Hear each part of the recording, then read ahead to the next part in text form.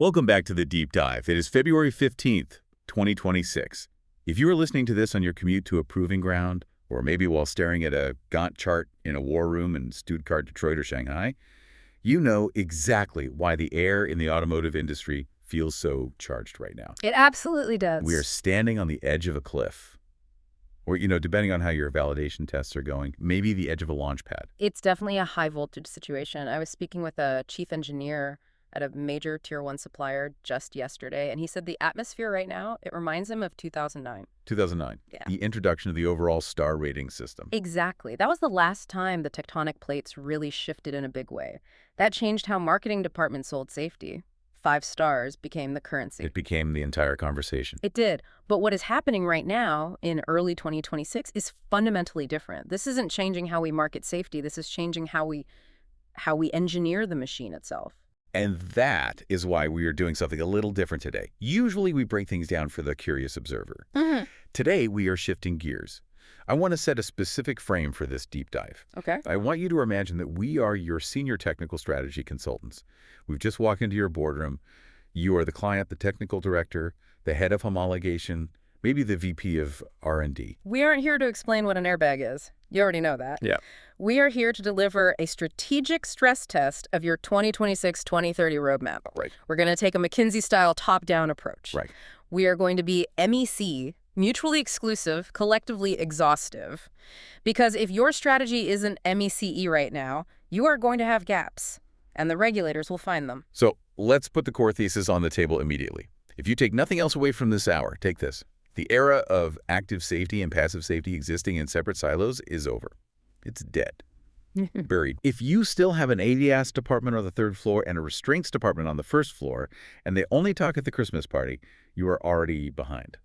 We have entered the era of integrated safety, IPAS. IPAS is the inevitable conclusion of the last decade of development. And the catalyst, the thing that's forcing this convergence, is the Euro NCAP 2026 protocol. It is no longer just a nice-to-have. No. It is forcing a handshake, a high-speed, low-latency digital handshake between perception, decision-making, and execution in what we call the pre-crash window. We've structured this briefing into 3 critical pillars to guide your strategy. First, the regulatory shockwave. We're going to deconstruct the Euro NCAP 4-box framework and the Haddon matrix. Then we'll get into the technical core. The technical core. We need to talk about the algorithms, specifically PCSM and OCSM, that are breaking that TO0 barrier, the time of impact. And third, the validation revolution. Because frankly, how the hell do you test over 1,200 scenarios without bankrupting the entire company? That validation piece is where I see most OEMs sweating right now. Yeah. I mean, the scenario explosion is real. It is. But let's start at the top, the regulatory landscape. Section 1. Euro NCAP 2026 deconstructed. When you open up the new protocol documents, the first thing that hits you is the structure. The old boxes, they're gone. They've adopted the Haddon matrix. Now, for some of the junior engineers who might be listening, the Haddon matrix is from the 1970s. Why is a 50-year-old public health concept suddenly the cornerstone of modern vehicle safety? Well, it's about shifting the dimension of analysis. It's a fundamental change in perspective. Previously, Euro NCAP categorized everything by subject. We had adult occupant, child occupant, vulnerable road user, and safety assist. Right. It was a list of nouns. Who or what are we protecting? Exactly. It was a categorization of who or what. The Haddon matrix categorizes by time, by chronology. So it's a verb-based approach. It's about the sequence of events. Precisely. It divides the entire crash event into phases. Safe driving, crash avoidance, crash protection, and post-crash safety. It forces you as an engineer to look at the timeline of an accident from start to finish. And this is a complete nightmare for traditional organizational structures, for the silos. Oh, it's a disaster for the silos. Because crash avoidance, which was the old ADAS domain, and crash protection, the old passive safety domain, are now bleeding into each other. They're no longer separate events. But here's the kicker, and this is where the strategy gets really tight. The scoring. We are looking at balance threshold. It's 80% rule. This is so important. Break that down. What does that mean in practice? It means to get a 5-star rating, you need to achieve an 80% score in each of those 4 boxes, individually. In the past, you could build a tank, a Volvo 240-style philosophy, that was incredible at crash protection, maybe a bit weak on the electronic assists, and the average score would carry you to 5 stars. So you could compensate for a weakness in one area with a strength in another. No more. You cannot compensate for a weak sensor suite with strong steel. You have to be excellent across the entire timeline.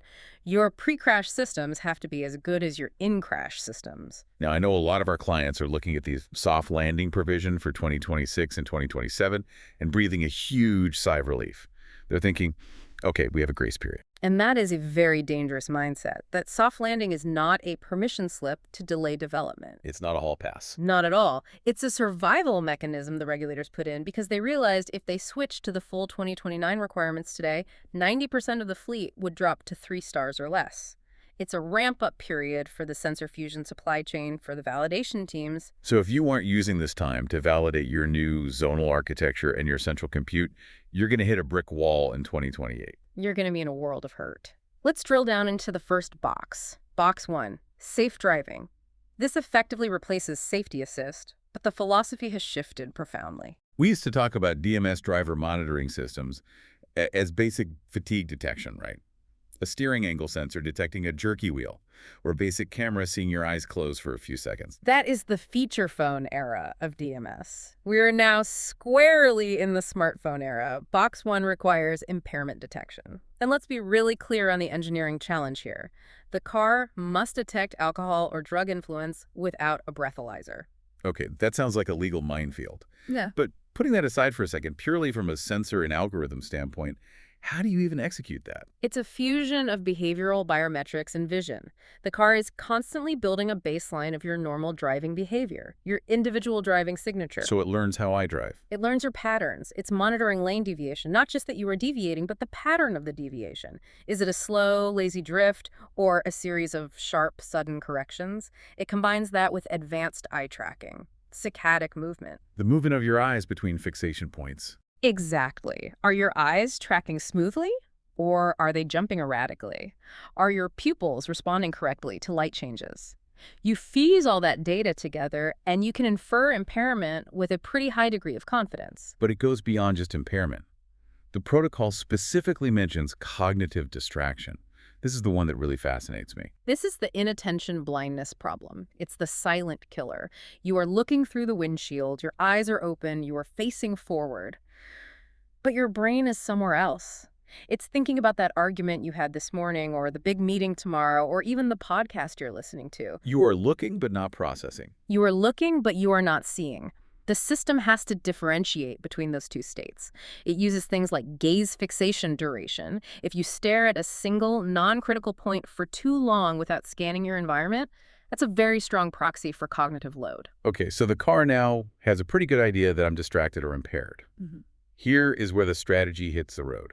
What does the car do with that information? Well, the requirement is for a minimum risk maneuver. The safe stop. The safe stop. If the driver is unresponsive, maybe they've had a stroke or they've passed out drunk, the car cannot just beep louder. That's not enough anymore.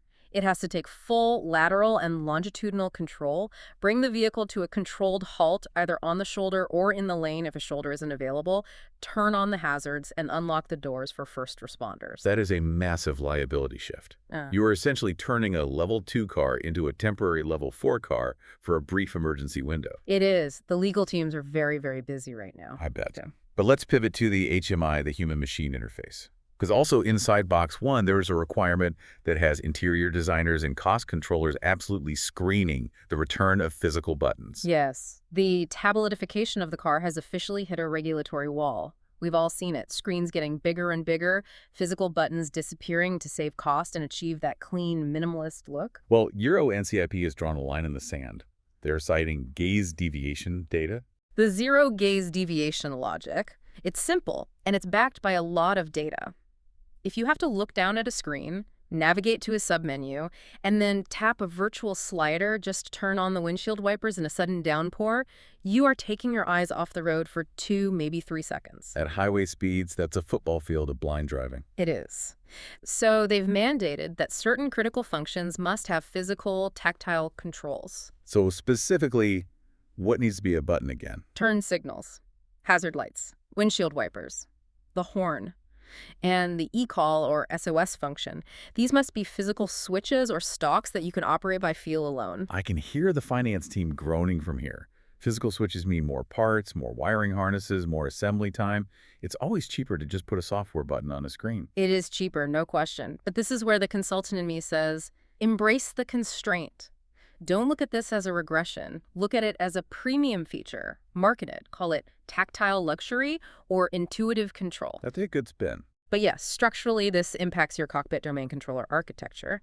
You need low latency interrupt signals for these buttons. You cannot route the turn signal command through the main infotainment processor that might be in the middle of a reboot. That's a critical point. Let's move to Box 2, crash avoidance. If Box 1 was about monitoring the driver, Box 2 is about the machine taking over when the driver fails. And the headline here, as you said, is scenario explosion. It's geometric growth. It is the single biggest challenge for validation teams. Let's take a simple, well-understood test case, car-to-car rear braking, or CCARB. Okay. Back in 2014, this was simple. You drive at a stationary car target. If your AEB stops you in time, you pass. There were maybe 4 or 5 variants. And in 2026? We are modeling 77 distinct variants of just that one crash type. 77. Why so many? What are the new variables? Because the real world is messy. We are now testing different overlaps, hitting the target car at 50% with negative 50%, 75%. We are testing different relative speeds from low-speed city traffic to highway closing speeds, different deceleration profiles of the target car. Is it braking gently or is it an emergency stop? But the biggest shift in Box 2 isn't just more car-to-car, it's the VRU expansion. Vulnerable road users. Right. We have a much bigger focus on powered two-wheelers, motorcycles, and scooters, and the dooring scenario. A cyclist getting hit by a suddenly open car door. Very common in cities. Exactly. But the thing that's giving validation engineers sleepless nights is swarm testing. Swarm implies a collective, a group. It is. Historically, all our tests were binary. One ego vehicle, one target. Swarm testing introduces multi-agent chaos into the test loop. Imagine a complex city intersection. Paint the picture for us. Okay. Your ego car is turning left. There is a cyclist coming straight through the intersection towards you. At the same time, there is a pedestrian starting to cross the street you are turning into, and there's another car waiting at the light across from you. The system has to see and track all of them. It has to track all of them simultaneously. But more than that, it has to predict their future trajectories and prioritize the threats. The algorithm has to decide in milliseconds. The cyclist is the immediate threat. The pedestrian is a secondary threat. The car is static for now. And if I brake hard for the cyclist, do I stop in the path of an oncoming truck that was previously occluded? Precisely. It's the trolley problem, but digitized and running at 60 frames per second.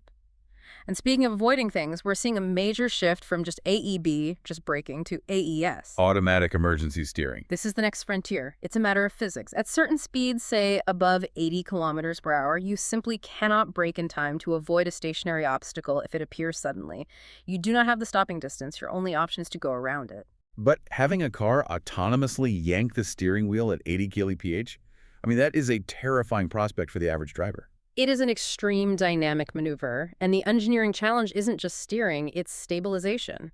The ESP, the Electronic Stability Program, has to work in perfect synchronization with the electric power steering to ensure you don't avoid the initial crash, only to roll the car over. And you need 360-degree situational awareness. Absolutely, because you can't swerve into the adjacent lane if there's a truck sitting in your blind spot. This requires flawless sensor fusion. Which brings us perfectly to the core of this entire deep dive. Section 3, the technical core. Integrated Passive and Active Safety, or IPAS. This is where we stop talking about avoiding a crash or surviving a crash as separate events. They become one continuous event.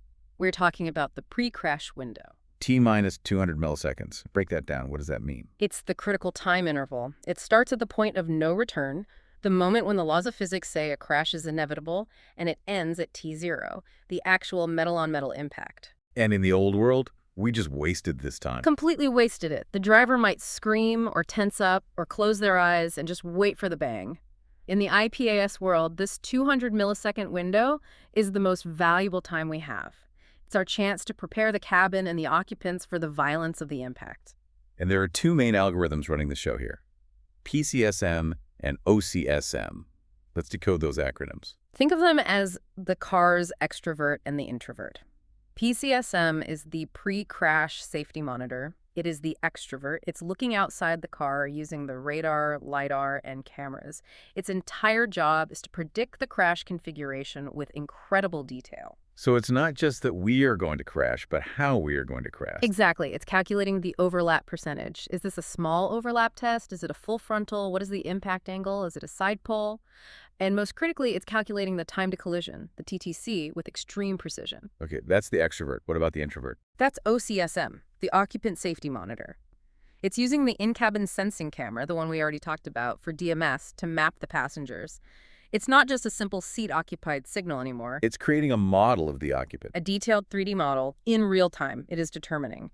Is the passenger leaning forward to fiddle with the radio? Are they turned sideways, talking to someone in the rear seat? What is their size and approximate weight? Are we dealing with an AFO5, a 5th percentile female, or an AM95, a 95th percentile male? So it maps the occupants in 3D space down to the millimeter. It knows their position, their posture, and their size. Correct. X, Y, and Z coordinates relative to the dashboard and the airbags. Okay, so let's put it all together. The car knows a crash is coming in 180 milliseconds. It knows it's a 40% frontal overlap on the driver's side. And it knows I'm a large male and I'm leaning forward looking at my phone. What happens next? Interventions fire. And this is the really cool part. We start with reversible restraints. The primary tool in the toolbox is active seatbelt pretension. Now, distinguish this for us from the pyrotechnic pretensioners that we've had for 30 years. A pyrotechnic pretensioner is a tiny explosive charge. It fires once, it violently retracts the belt, it locks you into the seat, and then the entire seatbelt mechanism is destroyed and has to be replaced. They are for the crash itself. They're a one-shot deal. Exactly. Active pretensioners are motorized. They use high-torque electric motors integrated into the seatbelt retractor. They can retract up to 100 millimeters of seatbelt webbing in less than 150 milliseconds. That sounds pretty violent itself. It's firm. It has to be. It feels like a very strong tug. It grabs you and physically pulls your torso back into the seat. We call it positioning for the nominal posture. You're setting the occupant up for the airbag to do its job correctly. That is the entire point. An airbag is designed and timed to catch a person who is sitting properly in their seat. If you are leaning forward, out of position, the airbag can be an explosive punch to the face, causing serious injury.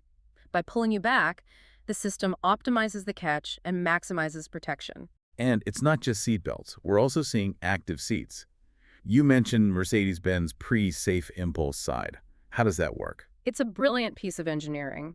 If the PCSM detects an imminent side impact, a T-bone crash, it inflates air bladders located in the side bolster of the seat on the side of the impact. So it pushes you away from the door. It physically shoves the occupant toward the center of the car. It might only buy you 40 or 50 millimeters of extra space, but in crash physics, 50 millimeters is the difference between a severe bruise and a shattered pelvis. It moves you away from the crumbling door. I have to play devil's advocate here. Yeah. I'm the skeptical chief engineer in the room. What about the near miss? What about the false positive? The PCSM predicts a crash, the motors fire, I get yanked back hard into my seat, the seat bolsters punch me in the ribs, and then the other car swerves at the last second and misses me completely. That is the engineering criticality. That is the question that keeps calibrators up at night. And you're right. If you fire a pyrotechnic airbag in a near-miss situation, you have just totaled the car's interior and traumatized your customer. That is an absolute system failure. So how does IPA solve this? Because the systems are reversible. Yeah. If the crash doesn't happen, if the PCSM sees the threat disappear, the motors in the seatbelt slacken. The air bladders in the seat deflate. The system resets itself. You take a deep breath, maybe curse at the other driver, but you just keep driving. The car is completely undamaged. But the tuning of that trigger threshold, that must be incredibly difficult. It's the holy grail of system calibration. If you tune it to be too sensitive, customers will complain that their car is assaulting them every time they merge aggressively onto the highway. If you tune it to be too loose, you miss the 200 millisecond window and you fail to save a life. This is where the simulation teams are earning their salaries. Which is a perfect segue into Section 4, the validation crisis. We talked about 1,200 plus scenarios, but it's not just the quantity, it is the intensity. It's the velocity. Euro NCAP 2026 requires testing with closing speeds of up to 130 kilometers per hour. 130 kilometer relative speed. That is German Autobahn high mortality territory. It is. And you simply cannot ask a human test driver to perform these maneuvers repeatedly. It's a suicide mission. And you can't use the old standard foam targets because at 130 key, the aerodynamics just blow them apart before you even get close enough to hit them. So we need better robots. Yeah. This brings us to Solution A, advanced robotics. Yeah. Let's talk about the hardware we're seeing on the proving grounds now, the GST 120 Plus. The global soft target. And this isn't just a balloon car on a string anymore. It is a sophisticated robotic platform. The Plus model is an engineering marvel in its own right. It's a low-profile, flat robotic chassis that carries the foam car body on top. It has a 5.9 kilowatt battery pack. That's bigger than the battery in some of the first-generation plug-in hybrids. It needs every bit of that power to accelerate to 130 kph and sustain it with precision. But the crucial feature is its ultra-low profile aluminum chassis with hardened steel ramps. Why are those ramps so important? Because the test is often a failure test. You are testing what happens when your AEB system fails. That means your test car, a 2-ton SUV, is going to run right over this very expensive robot at highway speeds. The robot has to be designed to survive being crushed repeatedly so you can reset and run the next test in 20 minutes. And the sophistication extends to the pedestrian targets, too. You mentioned the soft pedestrian 360. Yes, and this is critical for validating modern radar systems. Mm-hmm. Early radar targets were just static shapes with the right radar cross-section, the RCS, of a human. But modern radars don't just see a blob, they use microdoppler. Okay, explain microdoppler for the non-radar engineers in the audience. Standard Doppler measures the speed of the whole target moving towards you. Microdoppler is sensitive enough to measure the speed of the individual components of the target. So when you walk, your torso might be moving at 5 kph, but your swinging arm moves at 10 kph, then 0, then 10 kph relative to the sensor. The radar sees that unique rhythm. It identifies the biological signature of a walking human. Exactly. So the soft pedestrian 360 has articulated limbs, knees, hips, shoulders. It actually walks and swings its arms. If you use a static dummy, a sophisticated car's AI might ignore it, classifying it as a mannequin or a signpost. You need the robot to trick the sensor into seeing a real-life form. And for those complex swarm tests, we have things like the launch pad spin. Right. It's a belt-driven platform that can rotate 360 degrees on a dime while moving. This allows you to simulate the indecisive pedestrian. The person who starts to cross the street sees the car panics, turns back, and then turns around again. That kind of chaotic, unpredictable hesitation is the hardest thing for an AI to predict, and now we can robotically reproduce it on the test track. But even with an army of these GST 120s and launch pads, you cannot physically test 1,200 scenarios across 5 different tire compounds, 3 different lighting conditions, and 2 different road surfaces. The math just doesn't work. It's completely impossible. You would need a validation budget larger than the GDP of a small country, and that leads directly to solution B, the virtual shift. For the first time ever, Euro NCAP is officially accepting virtual testing data for scoring. This is a massive regulatory concession, a huge change. But they aren't just taking your word for it, are they? No, absolutely not. You have to submit what's called a simulation dossier. This is a validated digital twin of your entire safety stack. It includes models of your sensors, your vehicle dynamics, tire friction models, your control algorithms, everything. And how do they validate your digital twin? Through a process of spot checks. How does a spot check work in practice? So you submit data for, say, 500 virtual crash runs you performed in the cloud.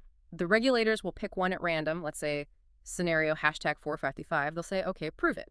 You then have to go to your physical test track, set up the robots, and run that exact scenario, #455, physically. And the result has to match the simulation. It has to match within a very tight tolerance, typically a 10% deviation on the result, or a specific key performance indicator variance, like plus or minus 1 meter of stopping distance. If you pass that spot check, your virtual model is officially validated, and they will accept the results of the other 499 virtual runs as truth. It's a trust but verify model. And inside these simulations, we are also saying goodbye to the old crash test dummy. For the most part, yes. The Hybrid 3 dummy, which has been the standard for decades, is a pretty blunt instrument. It's stiff, it doesn't brace for impact. In the virtual world, we use HBM's human body models. Like Toyota's the UM's model. Exactly. These are incredibly detailed, finite element models of the human body. They simulate physiology, they simulate muscle contraction and tension. So you can finally see what happens when the driver tenses up just before impact. Precisely. A tensed muscle transmits force very differently than a relaxed one. We can also scale the model instantly. We can test an obese occupant, a frail elderly occupant, a pregnant woman, a child in a car seat. We can run thousands of permutations to see if that active seatbelt we talked about might cause a rib fracture in an 80-year-old, which is something you could never ethically or practically do in a physical lab. Let's move to Section 5. Engineering, architecture, and implementation strategy. We've talked a lot about what the car needs to do. Now let's talk about the brain that does it. This is forcing a complete EE, or electronic architecture overhaul. A revolution, really. We're moving rapidly from a distributed architecture to a zonal architecture with a central compute. Break that down for us. In the old world, the airbag had its own ECU. The radar had its own ECU. The engine had its own ECU. Dozens of little boxes all over the car. Correct. And they all talk to each other over a relatively slow CAN bus. It was like a company where every employee has their own little office, and they only communicate by sending memos. It's too slow and it's too heavy. So what does zonal look like? In a zonal architecture, you have zones. The front left zone controller, for example, handles all the devices in that corner. The headlight, the corner radar, the suspension accelerometer, the wheel speed sensor. It gathers and packages all that data and then shoots it over a high-speed automotive Ethernet backbone to the central brain. But with all this data flying around, cameras streaming 4K video, LiDARs streaming massive point clouds, how do you guarantee that a critical command like fire airbag now doesn't get stuck in traffic behind the download Netflix movie command? That is the crucial role of TSN time-sensitive networking. It is a set of Ethernet standards that allows for deterministic latency. Deterministic latency. That is the key phrase. It means we can guarantee mathematically that a safety-critical data packet will arrive in exactly, say, 500 microseconds, regardless of how much other non-critical traffic is on the network. It essentially creates a protected VIP lane for safety data that can never be delayed. Let's talk about the silicon, the hardware strategy for that central brain. We are seeing a kind of bifurcation, a two-part approach. We are. On one side, you have the AI compute. These are the massive, power-hungry SoCs or systems on chips like the NVIDIA Orin or Thor or the Mobileye IQ6. These chips are running the complex neural networks for perception and prediction. They are the genius of the car. But they are so complex that they are not always trusted to be the final authority on safety. Exactly. They're often not ASIL-D certified, so you pair them with a safety island. A dedicated safety microcontroller like an Infineon AU-RX TC4X. This is a much simpler but incredibly robust ASIL-D rated chip. It's the watchdog. So watch is the genius. It constantly monitors the health of the big AI chip. It's looking for a heartbeat signal. If the AI chip freezes or starts outputting nonsense or overheats, the safety MCU takes over. It executes the predefined fallback, it triggers the minimum risk maneuver, it fires the airbags. It is the spinal reflex to the SOC's cerebral cortex. And feeding these powerful chips, we have what's being called sensor fusion 2.0. We touched on this, but let's get technical. The shift from object-level fusion to raw data fusion. This is arguably the biggest leap in perception accuracy in the last 5 years. In the old object-level world, each sensor was smart. The camera would process its image and tell the central computer, I see an object that has a 90% probability of being a car. And the radar would do its own processing and say, I see a metallic obstacle at these coordinates. Right. They were filtering their own data before sharing their conclusion. And that's where you lose critical information. Let's use a classic example. There is a flat metal plate on the road, maybe it fell off a truck. The radar sees a strong return, but its internal algorithm filters it out because it looks like a manhole cover a stationary object that's part of the road, not an obstacle.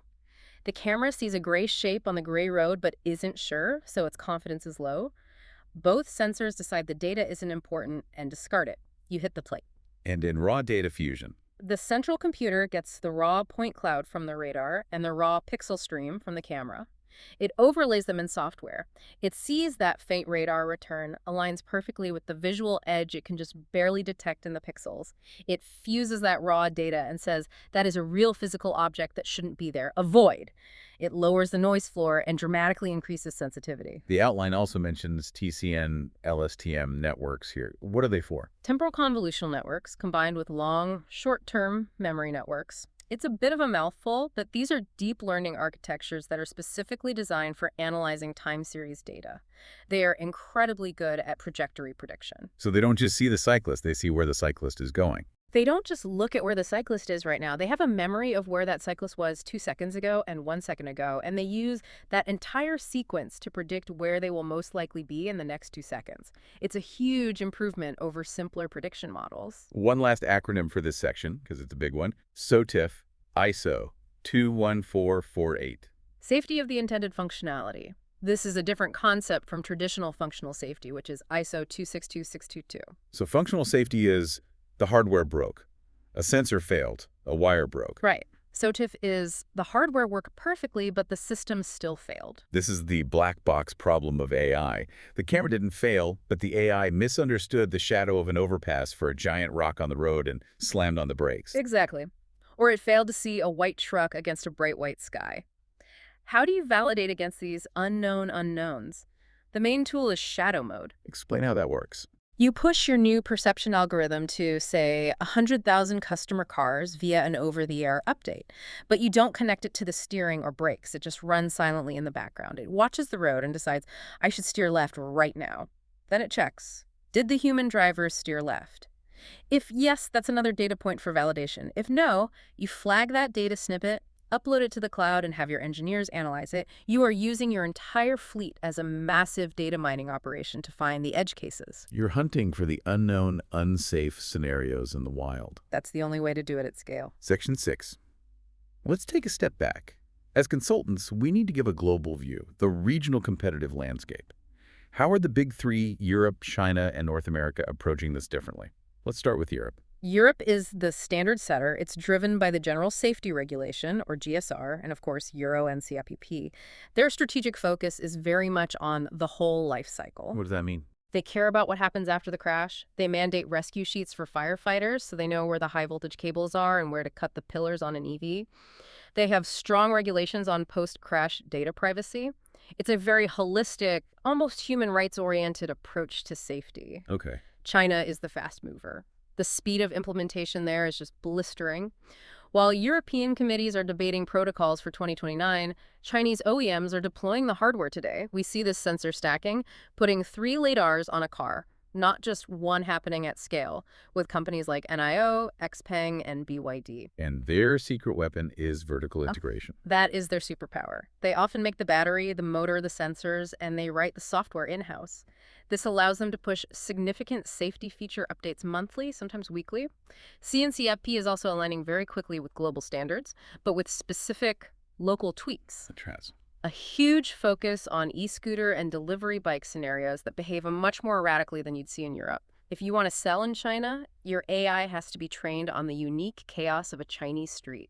And finally, North America. North America is the liability fortress. The market is driven by litigation and the IIHS, the Insurance Institute for Highway Safety. The IIHS is pushing harder on higher speed AEB and nighttime pedestrian detection than anyone else. But the big strategic focus in the U.S. right now is supply chain resilience and cybersecurity. UNES R155 and R156. Exactly. Cybersecurity management. With all this complexity, if a hacker can take control of that AES steering system we talked about, the liability is infinite. So the U.S. focus is very much on hardening the architecture against intrusion and ensuring the supply chain for these critical chips is secure.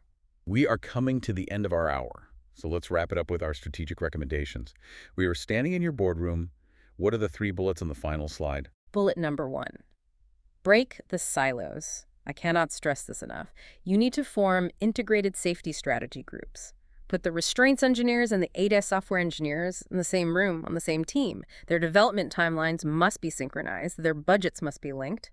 The airbag controller needs to know what the radar is seeing in real time. If they are in separate buildings, you will fail. Bullet number 2, digital twin first.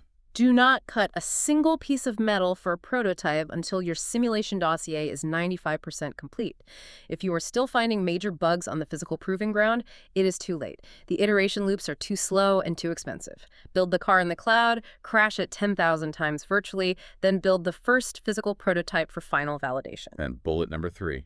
Human-centric design. Do not forget the meat in the seat. As the algorithms take more and more control, the HMI becomes the critical handshake between the human and the machine. Design for the distracted driver, the impaired driver, the panicked driver. The return of physical buttons is not a step backward. It's a necessary recognition of human limitations under stress. Respect the human factor. So, to conclude, where does this all leave us? What is the big picture here? It leaves us with a fundamentally new definition of what an automobile is. This is where it gets really interesting to me. For the last 130 years, a car was a machine designed to protect you during a crash. All the innovation was about energy absorption and restraint. By 2030, the car will be a machine that anticipates the crash. It sees the future, even if it's just 200 milliseconds into the future. It does. In that brief pre-crash window, the car will perform a choreographed safety dance. It will move your seat to the optimal position. It will tighten your belt. It will prime the airbag inflators. It will adjust the suspension for impact stability. It will shut down the high voltage battery. It will unlock the doors. All of this will happen before your human brain has even processed that you are in danger. The question for you, the engineer, is no longer how strong is the steel? No, the question is how smart is the reflex? We are moving from an era of reactive survival to an era of proactive choreography. That is the mission. This deep dive is your roadmap for the 2024-2026 development cycle. The tools are there, the GST robots, the HBM models, the zonal architecture. The rest is execution. Good luck with the homologation. It's going to be a very busy couple years. Thanks for listening to this deep dive. Now get back to the last. Stay safe out there.